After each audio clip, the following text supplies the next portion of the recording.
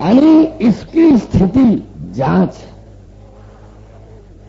संध्या बेला में जब सूर्यास्त हो रहा हो, किसी खुले मैदान में जहां से गांव आधा पौन किलोमीटर चारों तरफ दूर हो, कोई पोखर हो, कोई टीला हो, कोई खुला जगह हो, सुनसान हो, और वहीं टीले पर बैठ जाए, कुछ नहीं, बैठ जाए और सन जो सूर्यास्त के घड़ी बेला में देखते जाए आसमान के तरफ, चिड़ियां उड़ रही हैं, लालिमा छा रही है, सब धीरे धीरे देखते जाइए। देखते देखते पता चलेगा कि आप शरीर भाव में है ही नहीं, आप भी उड़ रहे हैं।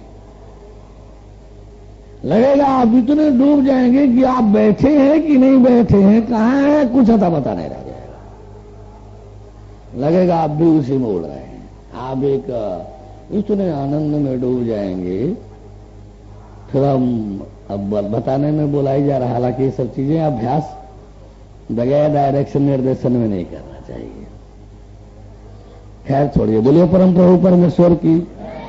तो जीव का जब अभ्यास करने लगेंगे, जीव का जीवन जब जीने लगेंगे, तो शरीर लोग जानेंगे कि यहां सोए हुए हैं और आप गए हैं इंद्र लोग, इंद्र की सभा में, वहां बैठे हैं। जो स्वाभाविक, जो स्वाध्यायी हो जाएगा, जो जीव के अभ्यास में हो जाएगा, जीव के जीवन का अभ्यास कर लेगा, उसका आना जाना रहन सहन देवलोक तक हो जाएगा।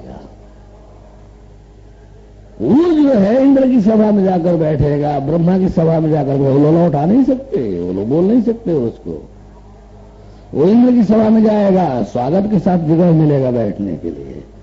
वो ब्रह्मा की सभा में जाएगा, मर्यादा के साथ उसको जगह मिलेगा बैठने के लिए। देवलोक की सभा में जाएगा बैठने के लिए। आप नहीं पढ़ते हैं ग्रंथों में, वशिष्ठ वगैरह ब्रह्मा से मिलते रहते थे, इंद्र से मिलते रहते थे, इन लोगों की सभाओं में जाते रहते थे, ये तो ग्रंथों में है। तो इस तरह से जो है आप भी, आप इस मानव जीवन को कहाँ अभ्यास किया जानने के लिए, आप इस मानव जीवन के, जीव वाले जीवन का कहाँ अभ्यास आपने किया। इस आत्मा ईश्वर ब्रह्म शिव हंस वाले जीवन का आपने कहाँ अभ्यास किया, कहाँ अभ्यास किया। यदि हंस वाले जीवन का अभ्यास कर लें, हंस वाले जीवन का नित्य प्रति अधिक नहीं 2-2, 3-3 घंटे का अभ्यास कर लें, तो लोग जाने के हैं आप लेटे सोए हुए हैं। जैसे आप इंद्र की सभा में बैठेंगे, इंद्र भी आसन छोड़कर खड़ा हो जाएंगे, इंद्र भी आसन छोड़कर खड़े हो जाएंगे आपके स्वागत में, क्योंकि आपका रैंक हंस का हो जाएगा। जैसे उदाहरण के लिए ले लीजिए, इंद्र अपने सभा में मशगूल हैं, यदि कहीं इस समय में शंकर जी आ जाए तो क्या इंद्र अपने गद्दी पे बैठे रहेंगे क्या? नहीं, उनको उठ करके उनका स्वागत करना होगा। इंद्र देवराज हैं, ठीक है, वो सभा में मशगूल है, ठीक है, लेकिन एक शंकर जी आ जाएंगे तो उनको सभा में से सिंहासन छोड़ करके खड़ा होना होगा और उनका शंकर जी का स्वागत करना होगा, ला करके सम्मान सहित उनको आसन देना होगा। क्यों? इसलिए कि जीव स्तर के हैं, सूक्ष्म शरीर वाले हैं, और शंकर जी ईश्वर स्तर के हैं, वो कारण शरीर वाले हैं, वो श्रेष्ठ है, वो हंस है। ये अहम ब्रह्मास्मि रैंक के हैं तो शंकर जी हंस रैंक के। हंस जो है यानी श्रेष्ठतर होता है, क्षमतावान होता है इस अहम से, इस अहम ब्रह्मास्मि से। भैया इनका बतिया सुन ले, देखिए लपा रहे हैं, ये लपा रहे हैं कि ले लें। अच्छा भैया इनको छुट्टी कर दें, बोले परम प्रभु परमेश्वर डाल दे मशीन में, इनको फुर्सत हो जाए। ईश्वर की, परम प्रभु परमेश्वर की। तो आप जो है ये जो हंस का अभ्यास कर लेते हैं, तब आप सच्चे मानव के, यानी इसका तब आप इस श्रेणी का लाभ आपको सही मिलेगा। अवतार बेला में हंस भी है तो आप एक श्रेणी नीचे हो गए। हंस होकर के आप मंजिल नहीं पा सकते। हंस होने पर भी, हंस रहने पर भी आपको मोक्ष रूपी मंजिल नहीं मिलेगी। लेकिन हां, यदि हंस में रहते हुए आप हंस के रूप में यदि शरीर छोड़ते हैं तो फिर नरक स्वर्ग में भी नहीं जाएंगे, नरक स्वर्ग में नहीं जाएंगे, आप सीधे ब्रह्मलोक शिवलोक जाएंगे। वहां भी जन्म मृत्यु नहीं होता है, लेकिन मोक्ष भी नहीं मिलेगा।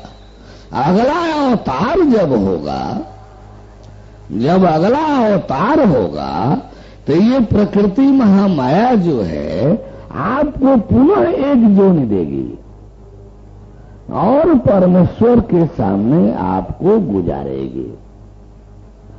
ये महामाया की जिम्मेदारी है, ये प्रकृति की जिम्मेदारी है कि जब अवतार होगा भगवान का भूमंडल पर, तो ये सारे हंस रैंक के जो संत महात्मा होंगे, जो हंस की स्थिति में शरीर छोड़े हों, सब आप हंस बने रहिए। आप शरीर छोड़ते समय कामनी कांचन की तरफ यदि दृष्टि पड़ गई, थोड़ा भी आकर्षण हो गया तो आपका हंसत्व छीण हो जाएगा। ब्रह्मलोक से लोग नहीं जा सकते। एक साध्वी देवी थी, साध्वी देवी थी और एक दिव्य पुरुष थे। दोनों जा रहे थे देवलोक, ब्रह्मलोक, दोनों जा रहे थे ब्रह्मलोक। जब ब्रह्मलोक आप जाएंगे तो जब तक ब्रह्म के सीमा के अंदर नहीं प्रवेश करेंगे तब तक आप ज्योतिषमान तेजमान चेतन के साथ साथ सूक्ष्म शरीर भी रहेगी। जब ब्रह्म क्षेत्र में प्रवेश कर जाएंगे सूक्ष्म शरीर वहां आपकी नष्ट हो जाएगी, समाप्त हो जाएगी। लेकिन ब्रह्म क्षेत्र में पहुंचने तक सूक्ष्म शरीर साथ रहेगी। वह सूक्ष्म शरीर यदि सूक्ष्म की तरफ किसी आकर्षित हो गई तो मामला गड़बड़ा जाएगा। ये दिव्य साध्वी और वो दिव्य पुरुष दोनों जा रहे थे, ब्रह्मा की सभा से गुजर रहे थे। ब्रह्मा देखे कि दिव्य पुरुष जा रहे हैं, इन लोगों की जिम्मेदारी है जांच करने की। देखे कि वो दिव्य पुरुष जो सूक्ष्म शरीर उसके साथ है और वो दिव्य साध्वी जो है जो जा रही है दोनों, तो दोनों की सूक्ष्म आकृति जो है एक दूसरे को देखी और कुछ थोड़ा सा आकर्षण उत्पन्न हो गया, आकर्षण उत्पन्न हो गया दोनों में, दिखाई दिया। तुरंत ब्रह्मा ने ब्रेक लगा दिया, कहा कि नहीं नीचे आओ, ऊपर नहीं, अभी तुम लोगों में तो कामनाएं हैं, कैसे ब्रह्मलोक जा सकते हो, कैसे ब्रह्मलोक जा सकते हो, नहीं जा सकते। और वही साध्वी आकर गंगा बनी और वही दिव्य पुरुष आकर शांतनु बने। पांडव के जो पूर्वज थे वही शांतनु ऋषि हुए और वही साध्वी गंगा देवी बनी। अब इन लोगों के लिए यही एक झमेल, वशिष्ठ की गाय चुराने में जो 8 वसुओं का रोल था, उसमें अग्नि जो है खोलकर गाय नंदिनी को ले जा रहा।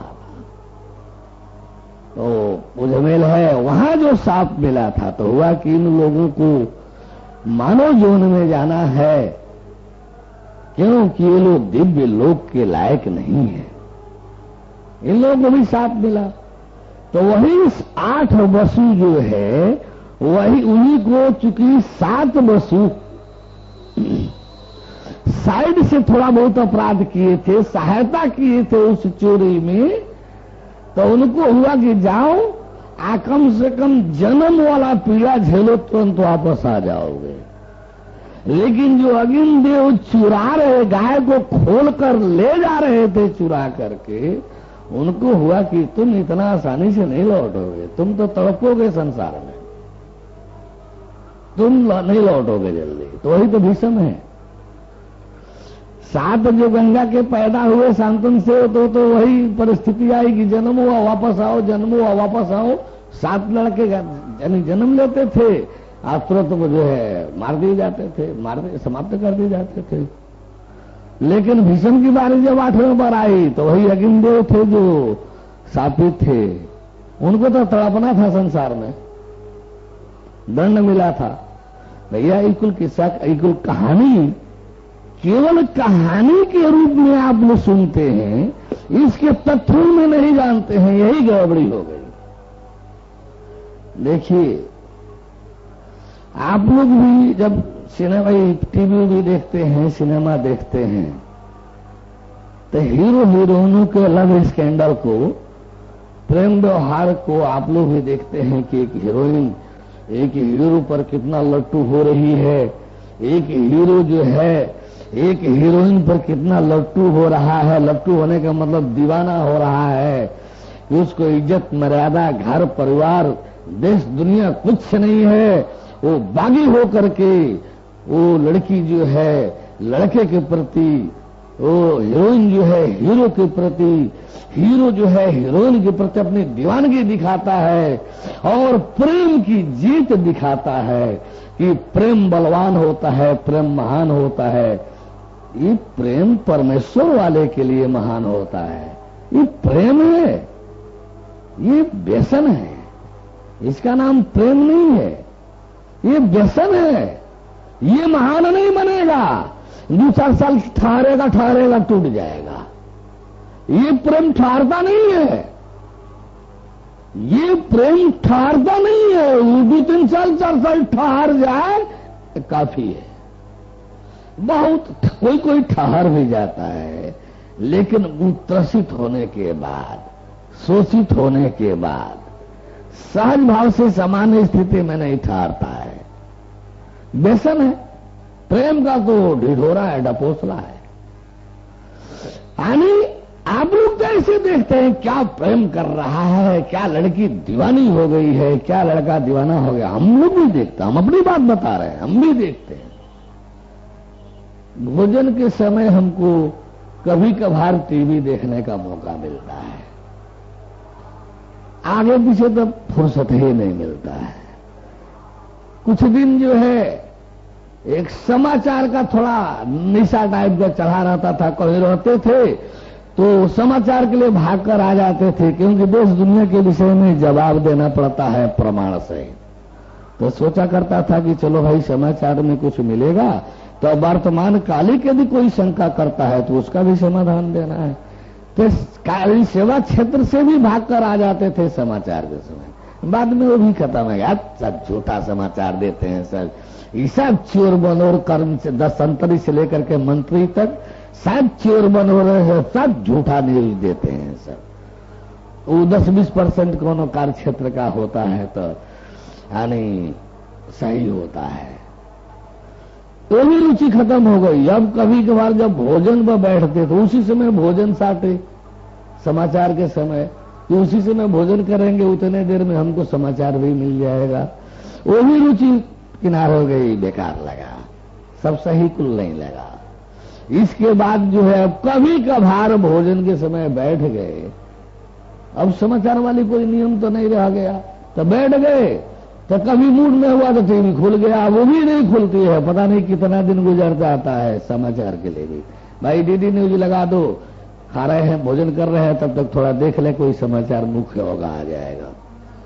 उसी में हमको भी कभी कभी हीरो हीरोइन का ये लव स्कैंडल, प्रेम आपस में प्रेम दीवानगी देखने को मिलती है। लगता है कि काश एक लड़की व्यसन को आगे करके एक लड़के के पीछे इतनी दीवानगी दिखा रही है, बेशर्म हो करके, न घर परिवार की मर्यादा, न समाज की मर्यादा, न अपने भविष्य की चिंता, ईश्वर से दीवानगी दिखा रही है।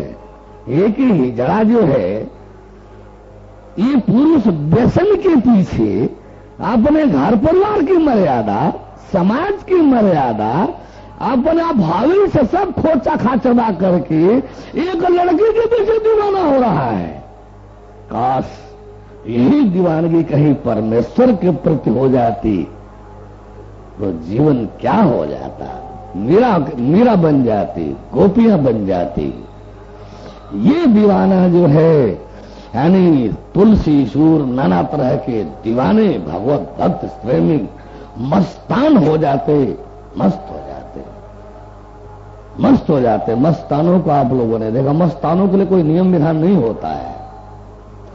मस्तानों के लिए कोई नियम विधान नहीं होता है।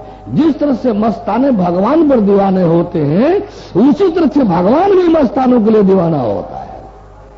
मस्तानों की बातें जल्दी गलत नहीं होती हैं। मस्तान आपके भाग्य में कुछ नहीं होगा, मस्तान दे देगा। इस पर बहुत सी किस्सा कहानियां हैं, नारद और मस्तान के विषय में किस्सा कहानी है। तुलसी और किन्नाराम के विषय में किस्सा कहानी है। तुलसी और किन्नाराम के विषय में बनारस के मस्तान पर कहानी किस्सा है। तुलसीदास बहुत सिद्ध थे, बड़े तपे थे अपने समय में, सारे लोग वहां भीड़ लगा रहता था बाग में। एक सेठ गया बेचारा अकेले में मिलने, कहा संत जी का भले ही भान दंडवत प्रणाम किया, बैठ करके हाथ श्रद्धापूर्वक कहा कि संत जी क्या मुझे एक संतान नहीं होगा? सब कुछ भरा पड़ा है, कोई कमी नहीं है, धन दौलत का सब कुछ, लेकिन एक संतान मुझे नहीं है।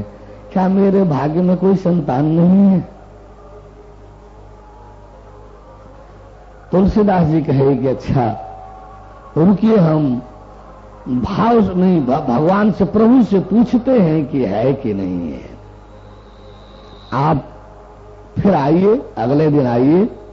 अब बेचारू अपना जो साधना करते थे वो सोहंगे वाले थे, वही पत्नी विनाश वाले थे। करे तो का राम जी थे नहीं, लेकिन सोहंग में ठहरे नहीं, जाने अनजाने राम जी की भक्ति स्वीकार किया, इसलिए तुलसी बच गए। नहीं तो इनको भी कौन पूछता है, वे पतन विनाश में कहीं चले गए होते। राम जी के नाम की जो भक्ति अपना लिए, इसलिए तुलसी घर घर के बंदा बन गए। तो बुलाए, कल आइए। अब अपना भाव भक्ति, ध्यान साधना भाव भक्ति में जाते थे, उसी में भावना किए और अंततः एक जवाब आया कि सेठ को कोई संतान नहीं है। जब भक्ति सही होती है, जब ध्यान साधना होता है, तो आपका लिंक जाने अनजाने बनता है दिव्य लोक से, और रिपोर्टिंग सही मिलती है। तुलसीदास जी उस सेठ से कहे कि सेठ जी, बड़े दुख के साथ कहना पड़ रहा है, आपको कोई संतान नहीं है, आपके लेख में कोई संतान नहीं है। सेठ बेचारा बड़ा उदास हुआ, क्योंकि उस समय सबसे तपे हुए थे तुलसीदास, सबसे सिद्ध घोषित थे तुलसीदास। सेठ बहुत उदास हुआ, वापस लौट रहा था। बीच में कूड़ा करकट कचरा में बैठा हुआ एक मस्तान बैठा हुआ था। लोग भीड़ जुटाए हुए थे चारों ओर से, गाली देता था, भाग भाग कहे हमारे पास आ रहा है सभी, तू सब क्यों आता है रे? वो गाली, मस्तान तो ऐसे मस्त होते हैं, गाली गलौज से बातें करते हैं मां बहन बेटी लगा करके। आप भीड़ जुटी रहती है, किसी का कुछ लेते भी नहीं है, जिसका ले लिए खा लिए उसको जरूर कुछ देंगे। मस्तान घूमते रहते हैं कभी कभी किसी शहर में, और किसी घूम रहा है, कोई रिक्शा वाला आया, छलांग लगाकर बैठ गया। शुरू में तो रिक्शा वाला डर जाता है, लेकिन जब पता चलता है कुछ दिन बाद कि जिस रिक्शा पर बैठ लिया तो रिक्शा वाला घुमाने लगा उसको, आज जब तक उतरा नहीं घुमा रहा है, उतर कर गया, उस दिन रिक्शे वाले की आमदनी 3 गुनी 4 गुनी हो जाती थी। वहां गया, मस्तान निकला, दुकानदार है, मिठाई उठाई की दुकान, वो जाते जा रहा, कोई दे भी रहा है तो नहीं खा रहा है। किसी दुकान में गया, रे गाली देकर कहा, दे मिठाई दे हमको खाने के। जानकार हो जाते हैं से कोई मस्तान है, जितना खाया मिठाई खिला दिया, जेठ लिया, जेठ मांगा वो खिला दिया खुश होकर के, वो खाली चल दिया। उस दिन उनकी बिक्री इतनी होनी है कि वो खोजेंगे कल से कि मस्तान हमारे यहां आते। ऐसे वो किल्लाराम मस्त वहां बैठा था, गाली दे रहा था, सब लोग कुछ ले लेकर के फल वोल जो है खड़े थे, गाली दे रहा है, किसी का ले भी नहीं रहा है। सेठ भी देखे सबको फल लेते हुए, कहे क्या बात है भाई, उसमें किसी से मुझे कहे कि किन्नाराम है, किन्नाराम मस्तान बाबा है। तो अब कहा कि ये सब कहा है, एक गाली दे रहे हैं सब, कहे कि अरे यही गाली नहीं है, यही आशीर्वाद है, जिसका ले लेंगे खा लेंगे ना उसका काम बन जाएगा। तो सेठ भी गया दूसरे को से कुछ उसे संतरा फल लेकर आया, वो सामने जिधर देख रहे थे खड़ा हुआ, जब सामने पड़ा तो किन्नाराम कह रहे गाली दे के तेहू आगे ले लेके, अच्छा ला दे, कल आया देखा। वो 3 गो 4 गो फल लिया था, दिया, खा लिया, कहा ते तो बड़ा चतुर बड़े रे, तू तो हिंदी में कहना हो तो तू तो बड़ा चतुर है रे, अरे तू हमको 4 गो फल दिया, जो तोरो 4 गो फल मिली, जो ते सोचो तड़े ना तोरो को भी 4 गो फल मिली, यानी तेरे को भी 4 संतान होगा। तुलसी बाबा जवाब देकर आ रहे हैं कि आपके लेख में संतान ही नहीं है। किन्नाराम कह रहे हैं कि तू तो बड़ा चतुर निकला रे, 4 फल खिलाया, तेरे को भी 4 गो फल मिलेगा, जो सोच रहा है 4 संतान मिलेगा। अब सेठ तो पड़ गया दुविधा में कि वो सही कि ये सही, ये सही कि वो सही। तुलसी को बोलना था नियम कानून, मस्तान तो मस्त है, बोल दिया। मस्तान की बात को एक बार भगवान को भी काटने के लिए सोचना पड़ेगा, क्योंकि उसका दुनिया में अपना कुछ होता ही नहीं, उसका दुनिया में अपना कहीं कोई कुछ होता ही नहीं। वो मस्त है किसमें, दीवाना है किसमें, अपने मालिक में। आपने जीवन को लगा दिया किसमें, कहां बैठेगा, गंदे स्थानों में, कचड़े में, कूड़े करकट में, कोई पूछे नहीं। जो लोग आते हैं गाली देता है, भाग जाए ऐसे, लोग खोजते रहते हैं, कार ले लेकर के लोग दिन भर ढूंढते रहते हैं मस्तानों को, जिस शहर में पता चलता है।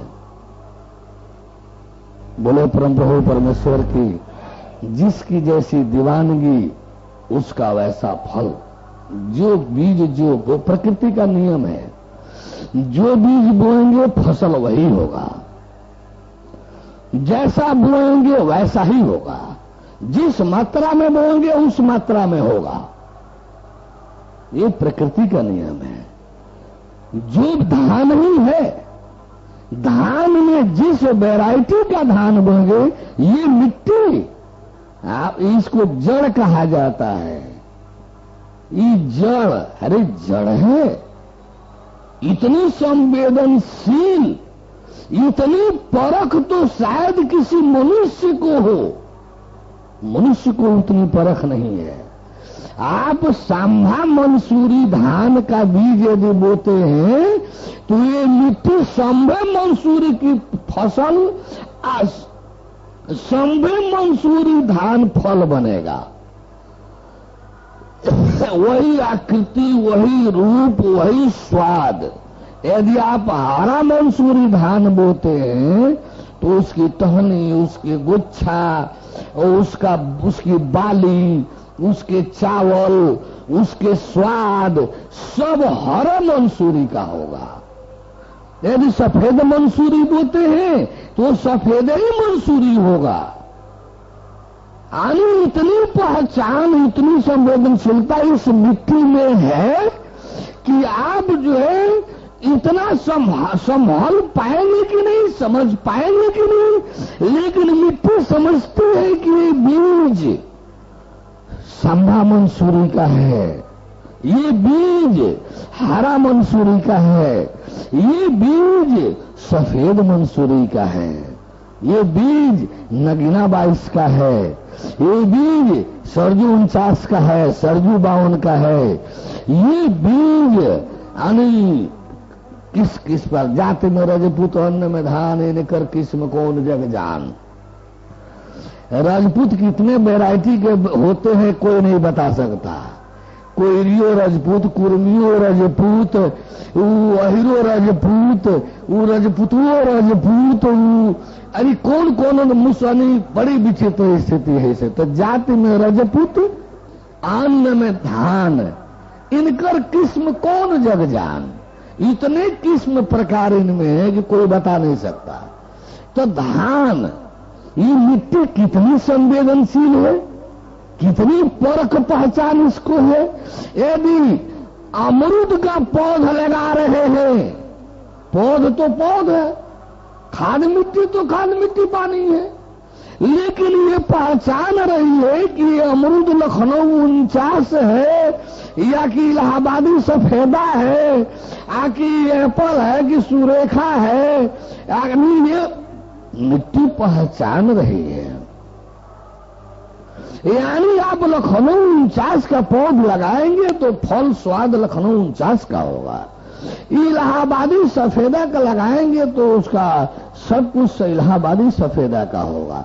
आमई में लीजिए, चौसा का लगाएंगे तो चौसा का होगा, आम्रपाली का लगाएंगे तो आम्रपाली का होगा, मिश्रिया लगाएंगे तो मिश्रिया का होगा, सफेदा लगाएंगे तो सफेदा का होगा, लंगड़ा लगाएंगे तो लंगड़ा का होगा, दशहरी लगाएंगे तो दशहरी का होगा, आम्रपाली लगाएंगे तो आम्रपाली का होगा।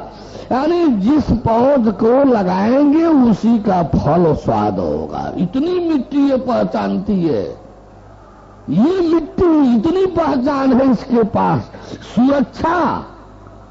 सुरक्षा तो कोई भी इंसान क्या सुरक्षा दे सकता है जो ये मिट्टी सुरक्षा देती है। सबसे नाजुक अन्न होता है सरसों, सबसे नाजुक अन्न होता है सरसों। जरा सा नमी पा जाए, जरा सा नमी सीलन पा जाए तो शायद 2-4 दिन में भकड़ करके खत्म हो जाए। जरा सा नमी सीलन पा जाए तो आपके घर में जरा सा नमी सीलन पा जाए तो सरसों सबसे जल्दी भकड़ कर खत्म हो जाए। लेकिन यही सरसों फागुन चैत में खेत में झड़ जाता है, फागुन चैत में खेत में झड़ जाता है। वो बैसाख जेठ पार करते हुए आषाढ़ सावन में बारिश होता है, लेव लगता है, खूब मार, एक बीता गहराई तक धान रोपने के लिए लेव लग जाता है। पैर रखे तो घस दे इतना बच जाएगा। इसी बीच में सरसों होता है। 4 महीने 3-4 महीने उस खेत में पानी नमी बना रहता है, उसी में सरसों है। कुछ नहीं बिगड़ता उसका, कुछ नहीं बिगड़ता उसका। धान काट लेंगे, कार्तिक में खेत जोतेंगे, जब बुआई करेंगे, यानी बुआई के बाद जब और सरसों जमेंगे और फसल जमेगा, उसी साथ साथ वह सरसों जमेगा जो झरा हुआ था फागुन चैत में। उस सरसों का कुछ नहीं, बाल बांका नहीं हुआ, बाल बांका नहीं हुआ। ऐसे भी जवाब, ऐसे भी क्रियाकलाप विज्ञान के पास, प्रकृति के पास है कि ये विज्ञान, ये वैज्ञानिक लोग, इनकी गिग्घी बैठ जाएगी, इनकी जुबान रुक जाएगी, ये जान नहीं सकते। आप एक प्रयोग कर लीजिए, यानी पोखर तालाब में गड्ढे में मिट्टी कोड़िए, खुदाई कीजिए, मिट्टी की गुड़ाई, आप गड्ढा बनाकर कुआं बना दीजिए, 10-15 फीट गहरा, 20 फीट गहरा कुआं बना दीजिए। देखिए कहीं कोई मेढक मिलता है। सारा पोखर खोद दीजिए 20 फीट गहरा, देखिए कहीं ये कोई मेढक मिलता है।